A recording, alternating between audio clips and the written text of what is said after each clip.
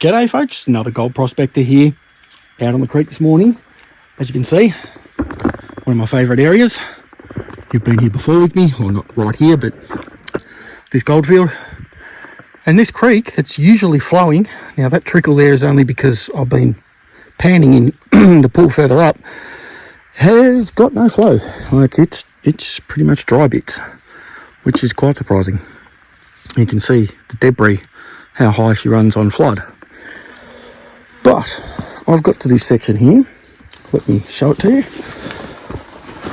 So we come down under the, oops, sorry about that, the flood debris, and we hit this bedrock bar here, which narrows the flow right down. And then just after that, we spread right out. It's going to be hard to see. Oh, let me go up here. So we spread, there's the bedrock bar there, and we spread out and go wide again. We've got all these big heavy boulders and a series of drop-offs all the way down to the big pool. We have a nice big log here, very, very old log, keeping the creek from venturing out of its designated spot. But you can see these drop-offs all the way through here,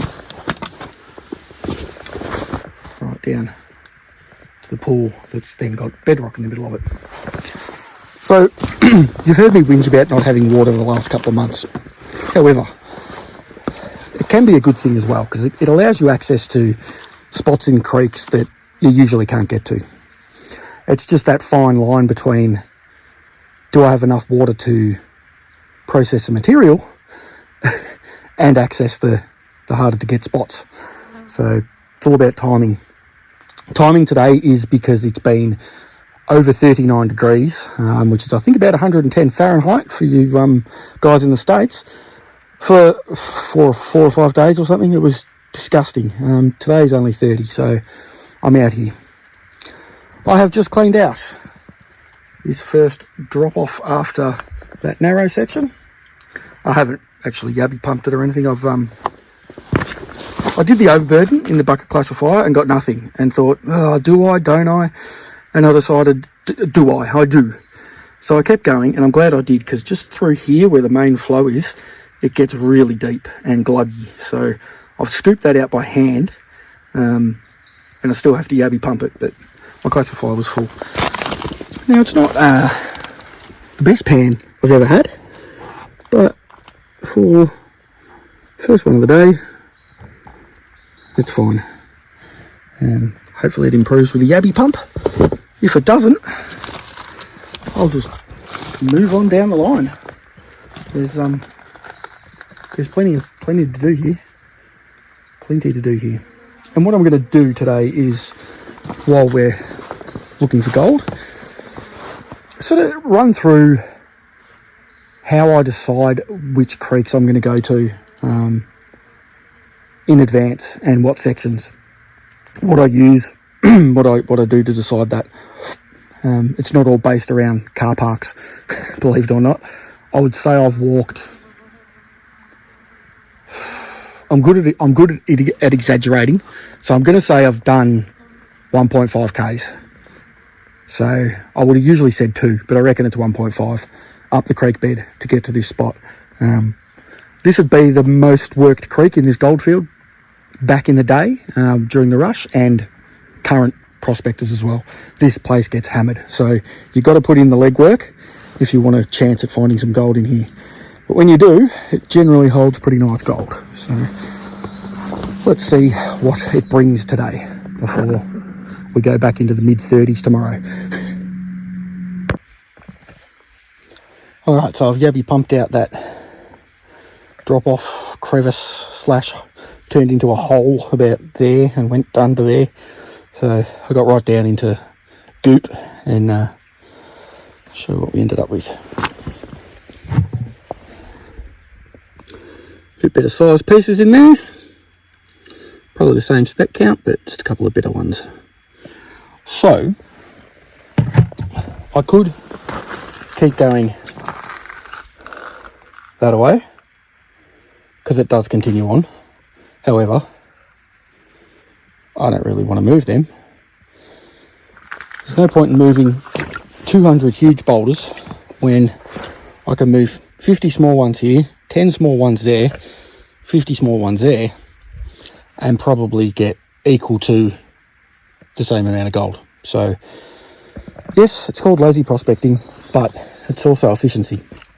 I could probably get these 3 little drop-offs done in the same amount of time that it's going to take me to move all those giant ones and get to the bottom of that hole. So I'll be on to the next bit, you know, down into this little valley here. So it's efficiency. The more material you can process, the more gold you're going to end up with in your snuffer bottle at the end of the day. It's just simple physics. So which one do you reckon? Start at the top and work our way down? Makes sense, doesn't it? All right, do that. I've got a hitchhiker making his way across the big blue world. Better in my pan than in my bloodstream. Anyway, I shall dispatch of him. Guys, I've been standing here for a good 10 or 15 minutes because in this corner we have a very, very shy and elusive creature. There's a platypus in here. Oh, there he is, blowing bubbles just there. Now, usually they don't like noise. Now, I'm literally 5 metres downstream from where I've been chucking rocks and jimmy and stuff and classifying and all sorts. And I was just sitting at the start of this pool and I thought, what's making rings in the water over there? And I look over and there's a platypus with his head out of the water looking at me. I could not believe it. And of course, the second I've got the camera out, he's gone. They're that rare that I think this would be probably the 4th one I've ever seen in the wild. Maybe the 3rd one I've ever seen in the wild.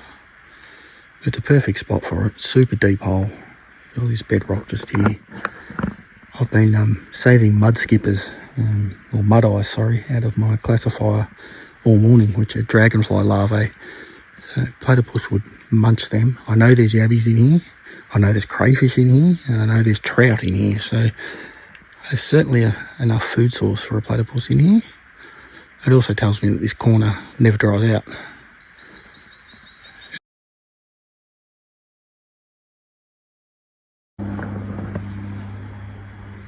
Alright guys, what I did was just follow this little run down here and down into that little bit of crevice there. It was a little bit overburdened there, so it was a full classifier full.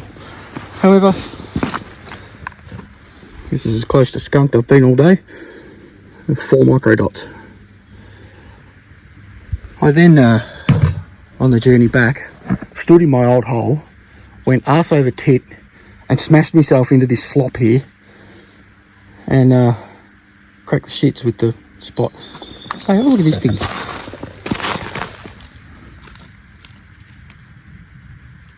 It's a moving.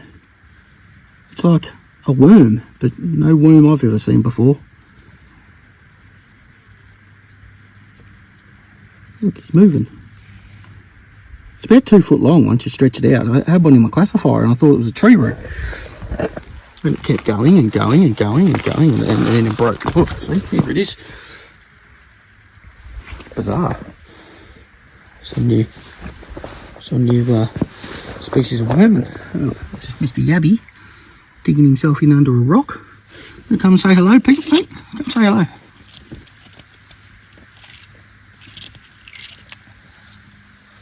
There's Mr. Yabby. Any eggs? No eggs.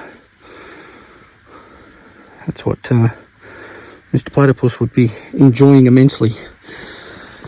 I'll put him back in under there. He'll be right. So I think I'm going to make a shift for a couple of reasons. I don't want my muddy mess going into Mr. Platypus's corner and making it all dirty for him. So I'm going to move downstream.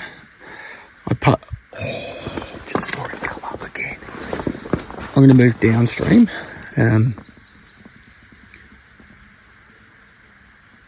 so I don't cloudy up the water, because I did pass some more nice ground down there. So I'll head down there, because 4 micro dots and fallen over my own holes. I just, no, I need to move. So I'll see you at the next spot. Alright guys, it's finally happened. It's not a platypus, but it is the second most deadly snake on earth. Right there. He's pretty calm at the moment. He's just trying to get out of my way.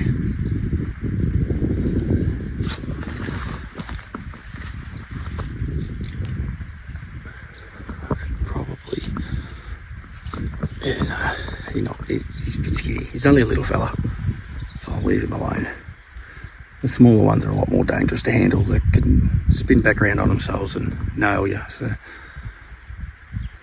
there he is. Look at that. Oh. I just moved the camera and he took off back in under the log. I'll try and zoom in for you. He'll come back out. They're very I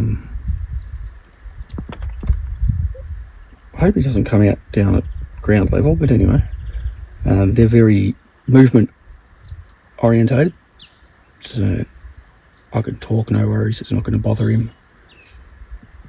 You can see him, he's making his way up through the log there. I can see him, I'm not sure if you'll see him moving through there.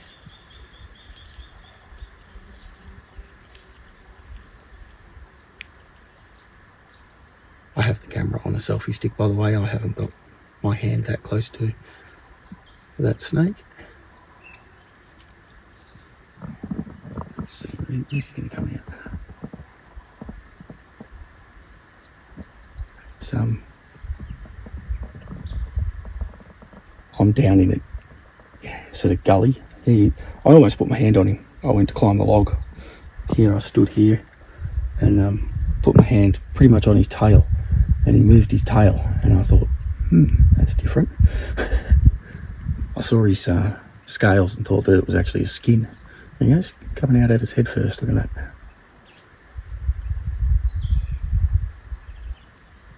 He's only small. He's probably 3 foot. When I'm staying nice and still, I'd be no more than a metre away from him at the moment. And because I'm nice and still, he's not bothered by me at all.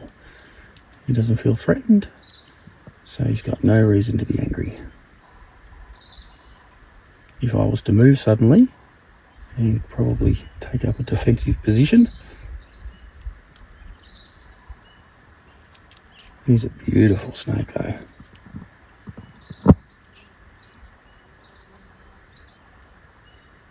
So I just moved the camera and you see he froze. He actually squished his neck down a little bit just as a warning. He's seen me. He knows that I'm not supposed to be here. If I stay nice and still, he should just continue on his merry way. But if I move like this, yeah, see? Straight away in that S position, ready to defend himself. So he went away. He didn't come near me. He went away from me when I moved the camera. So anyone that says that these snakes are angry and they chase you and all of that, absolute nonsense. You give them a bit of distance and you move slowly, and they have not got a worry in the world. Look at the beautiful coloration on him. It's magic.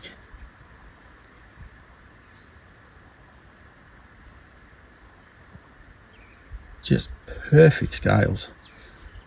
A little bit of a band on the back of his head. So brown snakes, a lot of the time when they're juveniles, actually have stripes like a tiger snake. Lighter coloured brown stripes. So I'd say as he's growing out of that, he's just got the one stripe left on the back of his head.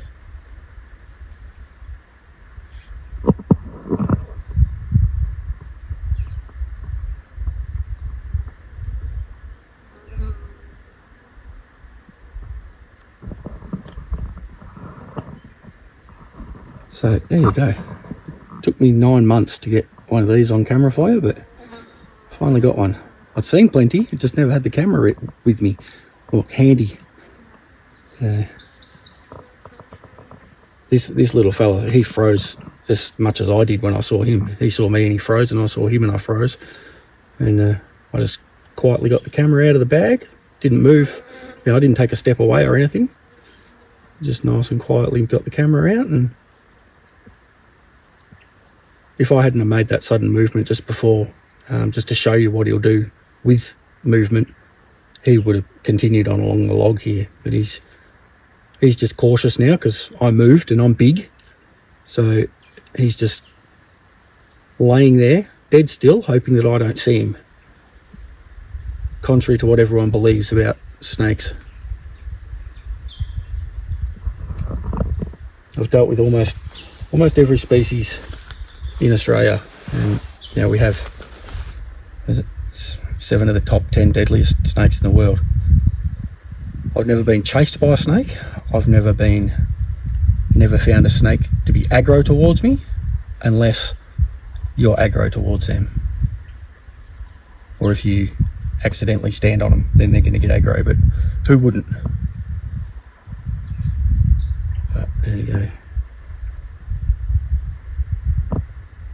In saying that, be cautious. If this snake decided to be possessed and spin around and tag me right now, I'm dead. I will not make it to the hospital. I've got a 25 to 30 minute walk back to the car, and I wouldn't make that. I would not make it. Extremely venomous, and the juveniles more so, because they can't control their venom when they strike. An adult brown snake can actually dry strike you and not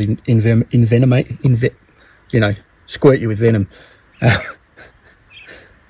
But the juvenile just gives you a full dose, and I think it's 100 full-grown adults out of a brown snake.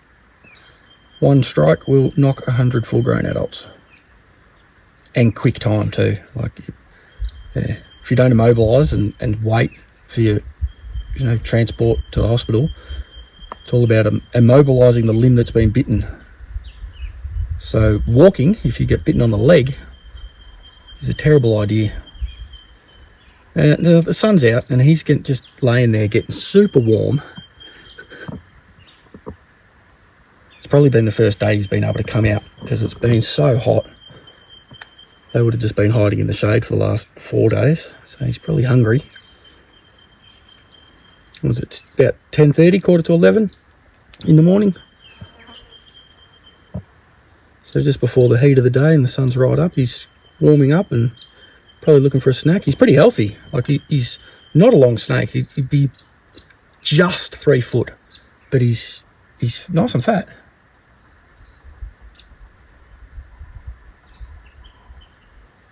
And obviously not perturbed by me standing. I could reach out and touch him if I wanted to. I'm standing that close to him. And he's at chest height for me up on this log. He hasn't moved the whole time I've been here. There you go. Yeah, he's moving. So he's decided that I'm not a threat. So he's just checking me out, make sure I'm not moving suddenly, not coming towards him. You can see him tasting the air with his tongue. He's going to go about his... I just moved my hand and he stopped instantly. There's a great big bull ant coming down. It's interesting. Where is it? It's here somewhere. Where's that bull ant gone? There he is. The size of that thing. You give a snake a run for its money, that thing. Oh, I moved again. So every time I move, he flattens his neck out and he stops and stares at me. As soon as I'm still again, I don't even have to be quiet. I can keep talking. It's not sound. Snakes have got terrible hearing. It's all vibration and movement.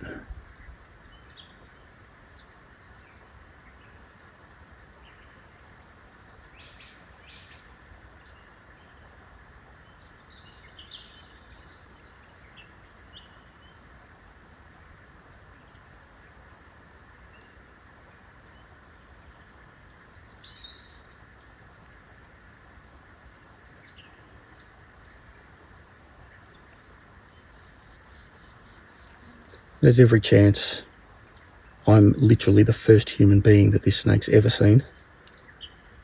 That's why he's taking extra time just to check me out. Make sure I'm not going to do anything silly.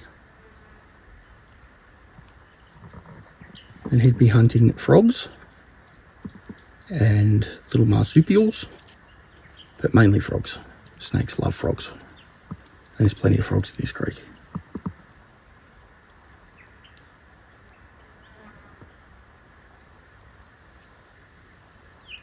So there you go, off he goes. He's a couple of metres away from me now. I think he wants to get down. He keeps looking down over the side of the log. But it's longer than he is. So he's going to go down the inside. Oh, no, he's coming back out again.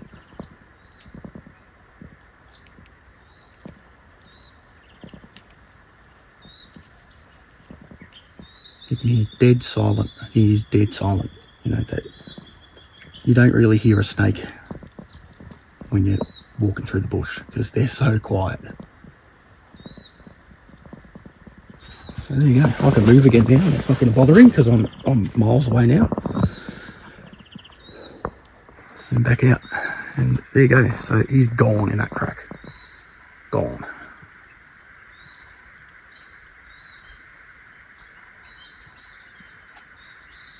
Perfect spot for frogs to be hiding out. So that would be my guess of what he's looking for breakfast. I think he's coming back our way. Got to a bit of a dead end in there. But this log's, you know, it's a couple of 100 foot long, and it'll be hollow the right way through. You know, it's a big old tree that's come down here across the creek, up the other side. It's a perfect home. You can see it's been eaten out by wood grubs at some stage of its life. So plenty of food for little animals to be living inside the log, and Mr. Brown Snake to come along and clean them all up. Oh, there he is. He's way up there now. I was trying to keep eyes on him because I do have to get over this log. He's, so you can zoom in for you. He's now just there. See his body going around the corner.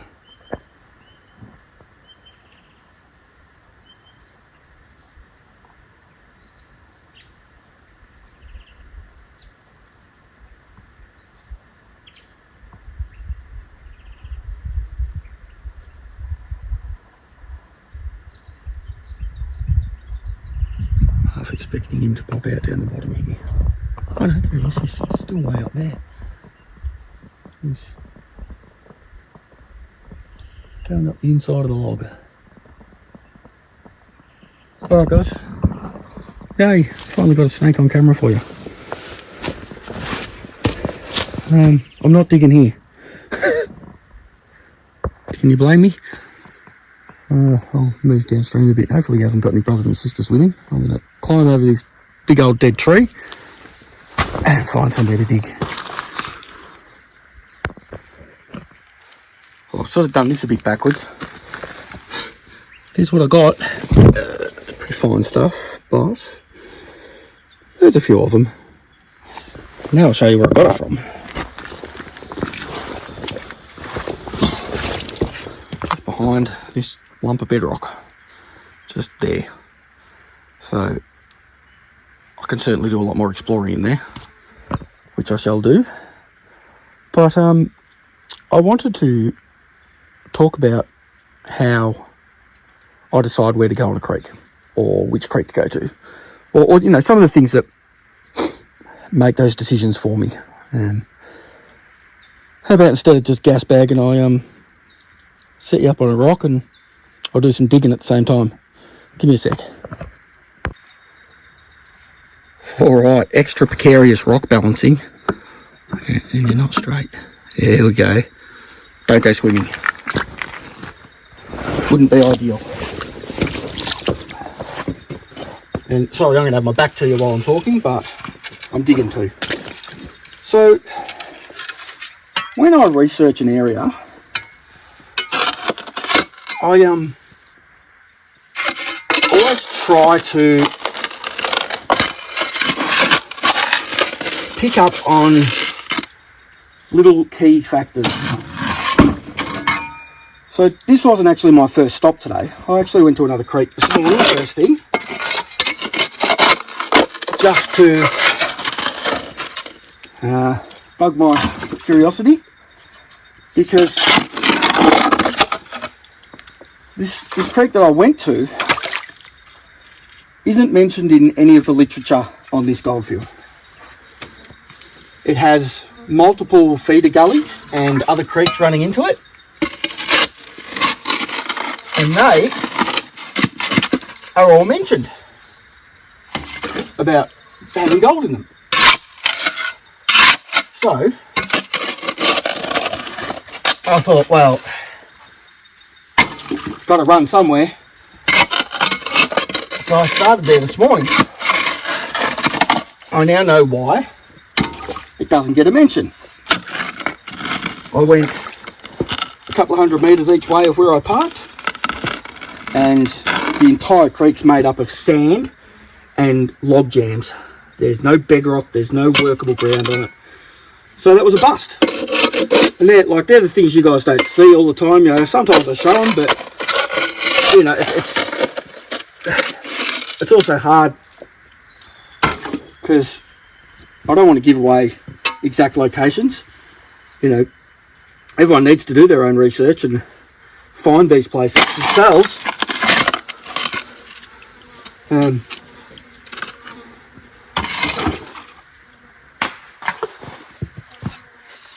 But that's just one instance. So if there had been gold in it, you know, that creek wouldn't have got as much pressure from modern day prospectors because it's not mentioned in the history books.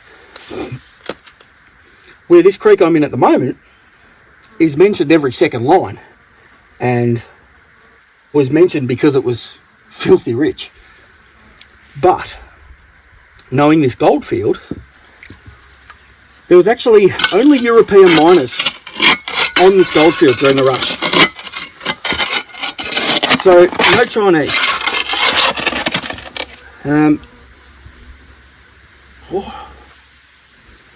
Now, why is that a good thing?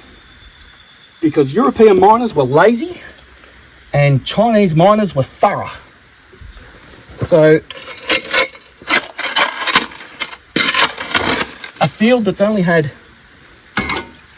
lazy Englishmen on it, or Scots, or, you know, Europeans, is going to have a lot more gold today than one that the Chinese had worked 3, 4, 5, 6 times over a 30-year period.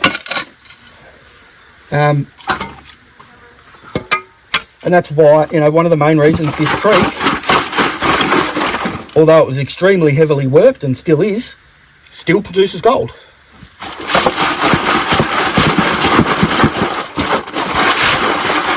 Because they just didn't get it all.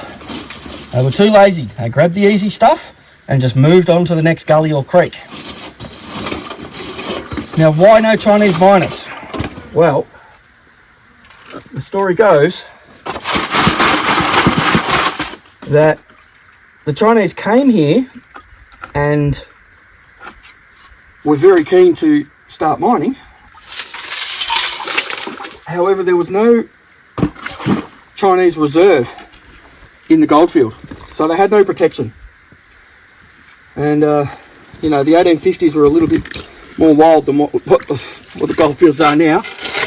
So without protection, they decided not to mine these goldfields. It's not worth the risk. So that's good for us now, because we've got more of a chance of finding gold that the Europeans left behind than we have of going to a gold field that the Chinese have been a part of and cleaned out, because they did a very good job of cleaning out gold fields. They knew what they were doing.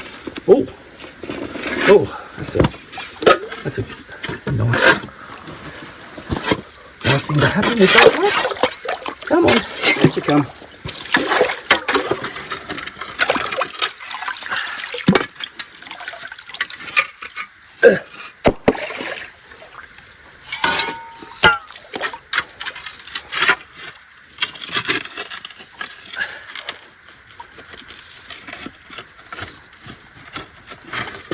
So just picking up on those little things in your literature can make the difference whether you're gonna, you know, walk straight onto a creek and maybe get some colour, or spend half a day walking up and down the bank wondering what you're doing there. But you know, that's what exploration's all about as well. You've got to get out there and do it and find out yourself.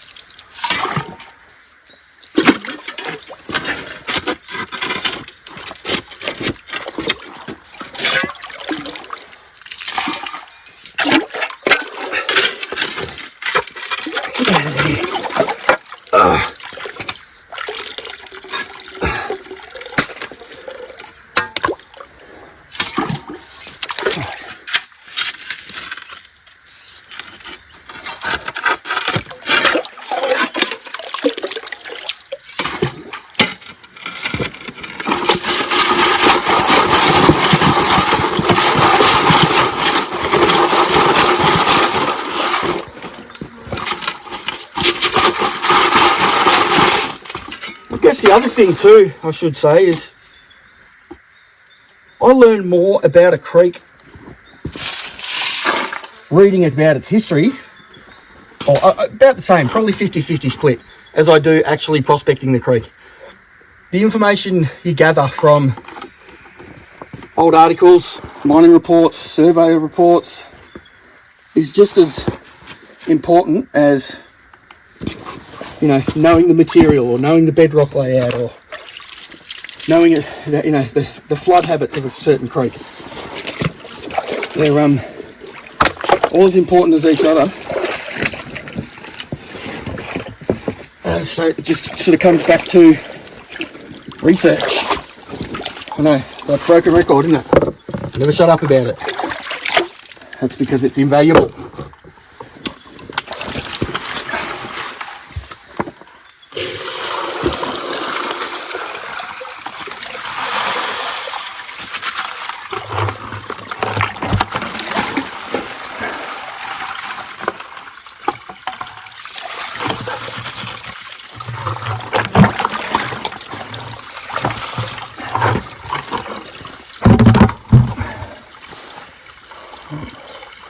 Very good point. Probably in the wrong spot. Because my panning rock, I could probably just tilt this a bit, can't I? Alright, I'm tipping I'll probably cut some of that out, but you're sitting on a bucket now.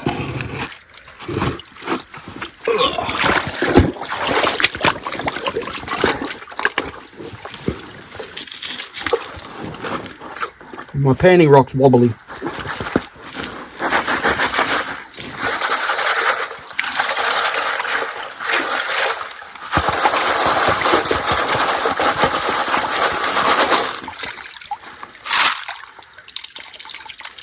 Always check your classifier, especially if you use a fine mesh one like I do. Tree roots and stuff in this one.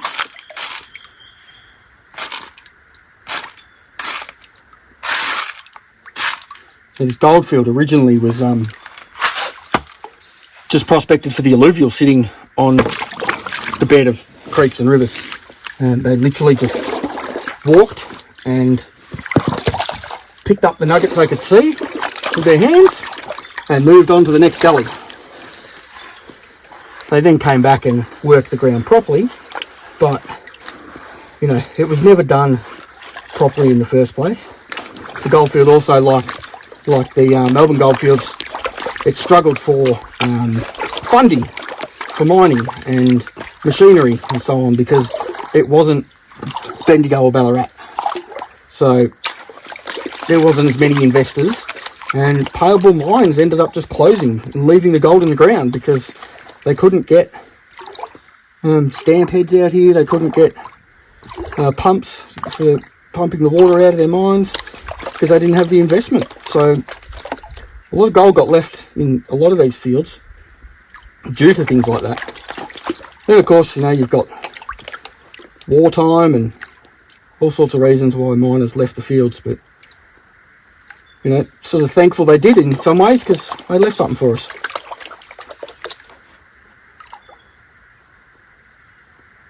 Can't get it all, never get it all. Always leave something behind.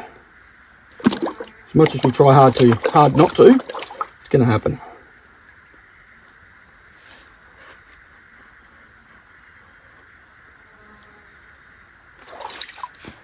Let's have a look.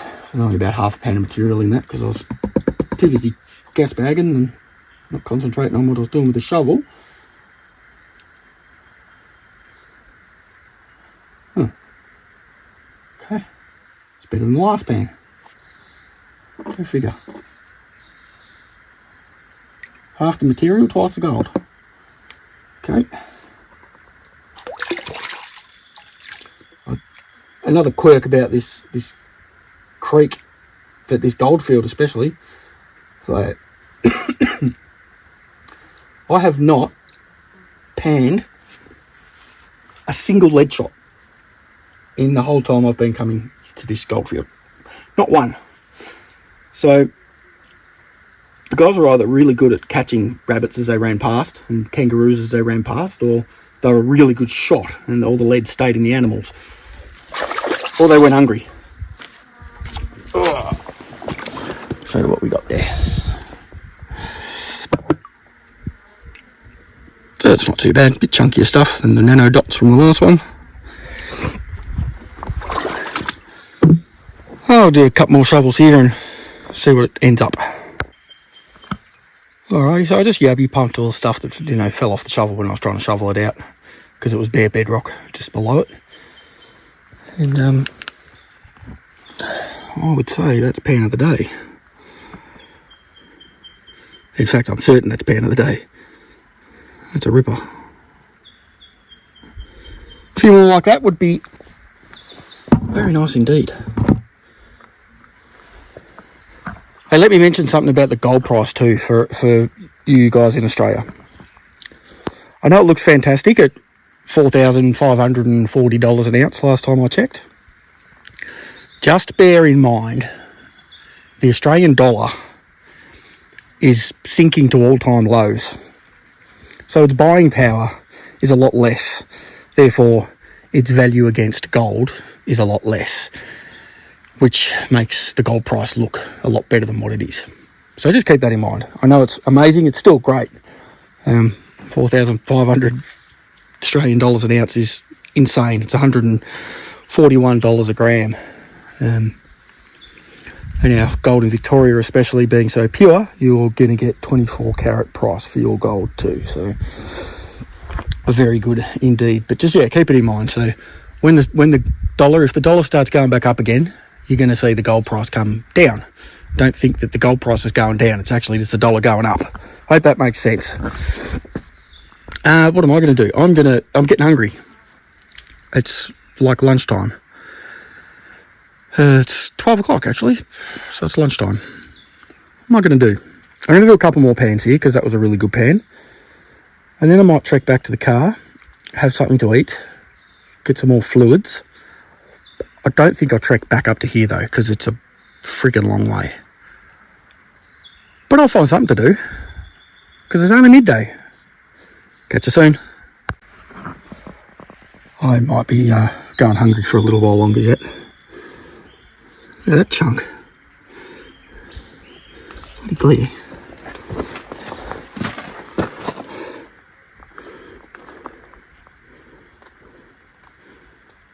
Yeah. Not bad. I'm happy with that. I've got to do another pan, eh? Can't leave on that. That's a picker. If I had another hand, if I had 3 hands, I'd pick it up and show you, but I'm trying to get you out of the sun and film at the same time. Anyway, I'll do another pan. We'll see what happens. Well, I'm still going in there.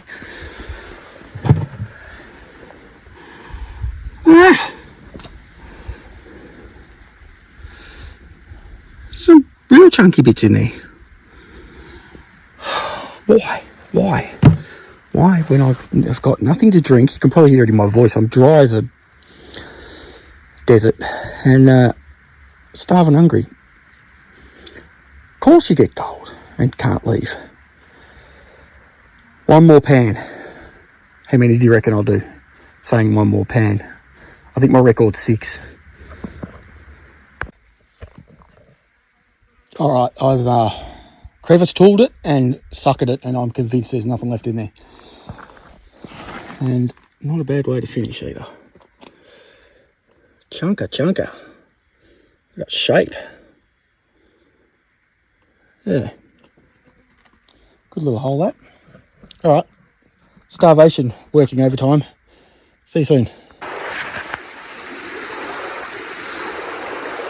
Isn't that lovely? You know, I'm hot. Been in those sweatpants all morning. This looks pretty inviting. I think we should go for a swim. Oh, it's deep and cold, which is quite nice.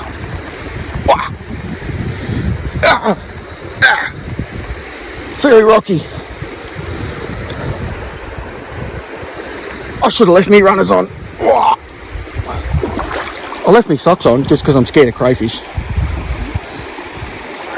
Oh, I'm glad I did leave me socks on though. Sheepers. Oh. Right, we're knee deep. Someone's made a little swimming pool thing here. Oh, get out into this faster water and get away from these boulders. There we go. Oh, yeah. Yeah, it's Latrobe River, so exempt, can't prospect in here. Holds nice trout and bass for the fishers. Oh, look, from way down there, that'd be a kayaker. Well, it doesn't look like there's anyone in that kayak. Maybe it's an abandoned one. Well, they fell out. Hope not. Oh. Well, should do it properly, eh? Whoop.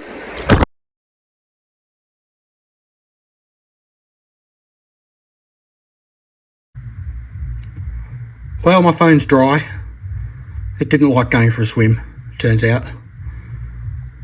Here is 3 hours worth of gold. Well, it's not a bad effort, I think. There's some nice chunky stuff in there. Let's get it on the scales and see what we ended up with. Alrighty. Let's see what we ended up with. Guys, if you haven't hit that subscribe button, please do. Just clicked over 1,000 subscribers, which is amazing. Thanks for everyone's support watching. Glad you've been here for the ride.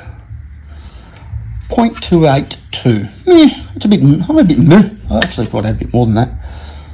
I suppose I wasn't there very long. 0.28, yep. That's alright. I can deal with that. Catch you on the next one.